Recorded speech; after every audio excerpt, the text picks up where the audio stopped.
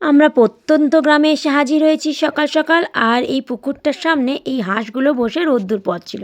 হঠাৎ করে ভাবনা হলো যে শীত তো পড়েই গেছে, তো এই হাঁসের মালিক কোথায় আছে খুঁজে বের করি। তারপর খোঁজাখুঁজি করে অবশেষে হাঁসের মালিককে পেলাম, আর তার থেকেই হাঁসটা আমরা কিনলাম। যেমনি ভাবনা তেমনি কাজ। আর যা শীত পড়েছে এই সময় তো হাঁসের খুব তেল হয়, আর সেই জন্য আমরা ভাবলাম যে এই সময় খাওয়াটা একদম পারফেক্ট। তাই তাড়াতাড়ি বাইক থামিয়ে আমরা দুজনে মিলে তাড়াতাড়ি করে হাঁসটা কিনে আর চলে গেলাম হাঁসটা কাটানোর দিকে। বাড়ির পথে রওনা দিলাম। দেখো কি সুন্দর পরিবেশ।